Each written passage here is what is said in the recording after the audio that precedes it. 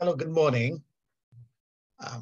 I'm Derek Outridge. I'm presenting this paper, Mitigating Contractor Problems Experienced in the Construction Industry in Trinidad and Tobago, on behalf of Mr. Rushan Patel and myself. Just a little background to this. In 2010, Professor John Off and Mr. Desmond Thornhill undertook a commission of inquiry into the construction industry in Trinidad and Tobago and identified 91 recommendations to resolve problems in the industry. They did not prioritize or give the significance of any of these problems. And basically, this presentation today seeks to do that and to explain how we went about in that. It's also a follow-up precursor to two other presentations going to be presented, B23 at 10:45 a.m. this morning, and B25, which will be presented at 9:45 a.m. on Friday. The construction industry in Trinidad and Tobago has been for decades a direct indicator of national development and a contributor to economic growth. It employs 85,000 people, generates an annual expenditure of approximately $6.5 billion, Trinidad and Tobago dollars, and accounts for 5.5% of GDP. Projects within the industry have been continually associated with problems experienced by contractors. This negatively, in fact, impacts their overall performance, and as a result, adversely affect the success of their projects and the sustainability of the industry. There have been many projects in Trinidad and Tobago which have exhibited problems such as delayed payments and associated contractor financial consequences, inadequate planning and insufficient preliminary investigations, poor management and design causing design scope and material changes, schedule delays and cost overrun, over-ambiguous objectives and bureaucracy, corruption and irregularities, and above all, litigation problems.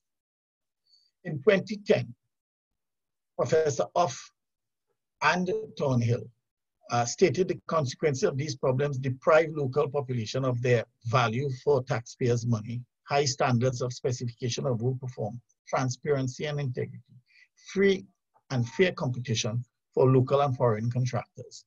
The research determined from a literature study the construction industry problems and prioritized these to their impact on contractors in the Trinidad and Tobago construction sector. Through identifying the problems experienced by contractors and determining their significance, it was expected that the findings would provide advice to improve the performance of the Trinidad and Tobago construction industry. It would also enable the construction problems and causes identified in the report of the Commission of Inquiry into the construction sector in Trinidad and Tobago by Off and Thornhill to be systematically and strategically implemented. Without this priority perspective, the Trinidad and Tobago construction industry and its stakeholders would be unable to eliminate or reduce any of the negative consequences in an efficient and effective manner. Any attempt to resolve these problems without determining if there is a difference in significance of impact to the local construction sector could give rise to greater negative or possibly disastrous consequences to the industry's contractors and stakeholders. There were four objectives of the study: to determine the problems in the global construction industry, to determine the problems within the Trinidad and Tobago construction industry, to assess and prioritize the significant problems experienced by Trinidad and Tobago's small, medium, and large contractors, to recommend solutions to negate any adverse effects of the significant problems in the Trinidad and Tobago construction industry. Two hypothesis statements were tested as follows. The null hypothesis: the problems experienced in Trinidad and Tobago construction industry are of equal significance irrespective of the contractor size.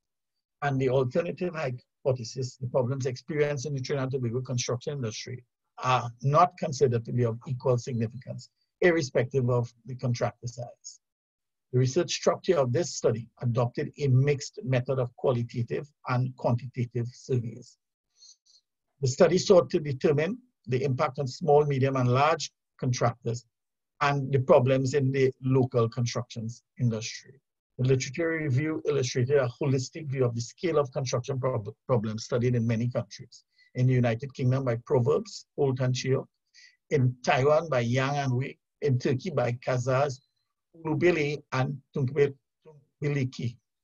Globally, KPMG, in India by Mega and Rajiv, in the UAE by Fadi and El Sayed, in Korea by Lee, in the Organization of Eastern Caribbean States by Peters, and in Trinidad and Tobago, obviously by Uff and Thornhill. 43 construction industry problems were identified. These were categorized into 7-factor groups: financial, environmental, managerial, labor-based, resource-based, owner-based, and project-based, as established by Casas, Ubiliki, and Tungbiliki in the 2011 study. Sampling design Kish equation was used to calculate a sample size of 94% confidence limited. There were 75 responses from senior contractor employees, 25 each from small, medium, and large contractors. A relative importance index was used to analyze and to determine the significant ranking of contractor problems. Severity index calculated and ranked the impact of the top 10 problems to small, medium, and large contractors. A chi-square test was used to measure independence. A Pearson correlation analysis was performed to determine the relationship of factor group. The hypothesis testing was via a one-way maneuver used to test that hypothesis. The ranking of the 43 problems is given here. The problems are indicated in the left-hand column, the rankings in the second column, and on the extreme right columns are the importance levels and the factor groups. All 43 problems were ranked, as you can see, and you can go through these as they take place. All 43 top 10 ranked contractor problems were ranked number 1, delay in payments, and we see that was top for all large, medium, and small contractors. Second rank problem, design, scope, and material changes. Third ranked, high-risk areas. Fourth, lack of feasibility and brief. Fifth, corruption. 6, lack of contractor experience. 7, bureaucracy. 8, geological problems. 9, contractor financial problems. And 10, cash flow. 9 and 10 are related to number 1. The results were, in the financial group, there were 5 problems identified. 1 extremely important, 2 very important, and 2 important. In the managerial factor group, the greatest amount of problems were found. 12 were identified. 1 extremely important, 8 very important, and 3 important. In the environmental factor group, there were 7 problems identified, 6 very important, 1 important. In the project-based factor group, 6 problems identified, 4 very important and 2 important. In the owner-based factor group, there were 5 factors identified, 3 important and 3 very important and 2 important. In the labor-based factor group, there were 3 factors identified, 2 very important and 1 important. And in the resource-based factor group, there were 5 factors identified, 2 very important and 3 important. The ANOVA test performed showed that 43 problems, 75% of the problems mentioned had a p-value of greater than 0.05, and the other 25% had f-values greater than 1, which showed that all problems listed affected contractors indicative of their size. Further means were calculated using the F-statistic comparison, which showed that all values were considerably greater than 1, which stated that we reject the null hypothesis and not reject the alternative hypothesis, concluding that problems experienced in Trinidad and Tobago construction industry are not considered to be of equal significance, irrespective of the contractor size. And this gives you a brief list of the references that have been used in producing this presentation. Thank you very much for listening to me this morning, and I welcome any questions you may have. Thank you very much, Derek. Thank you very much. Excellent presentation. The floor is now open for any questions that participants would like to pose. Just unmute your mic. No, actually, Dr. Leon will take your question and bring it forward.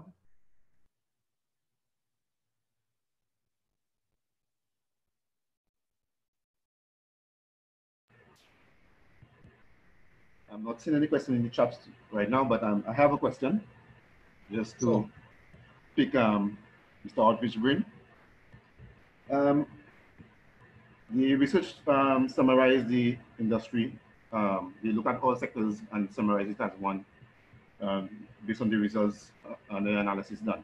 But I just wanted to know, out of all the sectors we have like road, you have the building sector, you have bridges, you have drainage, and so on. Which sector you believe had the most problems, or had the most corruption happening? We didn't divide the research into the various subsections. It dealt on a wide scale with the problems experienced by the industry overall. I'm very sure that future research can zero in onto the various subsectors of the construction industry and to see how the impact in terms of these problems exists. And that's a good idea for further research. Right. Thank you very much for the response. I have a question from Mohammed. How does the problems locally compare with those internationally? We had in the top 10 rankings, very similar top 10 was experienced by other studies, except that their rankings were different. So more or less the 10 problems existed in the majority, but their rankings were different depending on the countries. Derek, sorry, go ahead. Was the greatest impact. Yes, Mr. Yes, Derek. One question. These are all public sector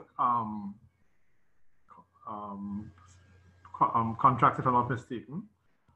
From your experience, are the same issues relevant to the private sector contracts, big private sector contracts? Well, the public sector in Trinidad and Tobago finances 83% on average annually of the construction industry.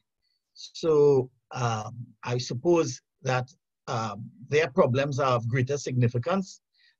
The private sector, on the other hand, they are not tied in to the sort of swift delivery as government might want in terms of getting a project on the ground, you know, within its period of when it serves the people.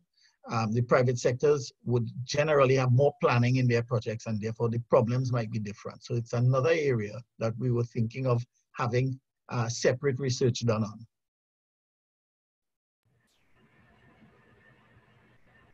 And one final question from Ms. Cohen Dulcie.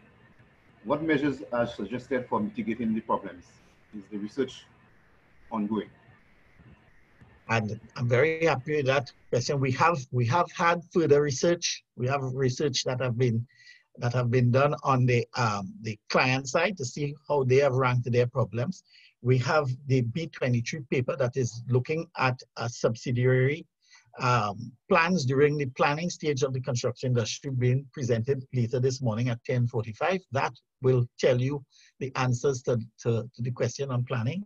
And in the B25 paper that is being presented on Friday at 9:45, that will give you the answers that you want in terms of delayed payment. There are further research being done inside of the Department of Civil and Environment at University of West Indies, looking for and suggesting solutions to these problems so that the industry and the government as a whole can take heed of sound advice. Thank you very much, Derek, for both the presentations.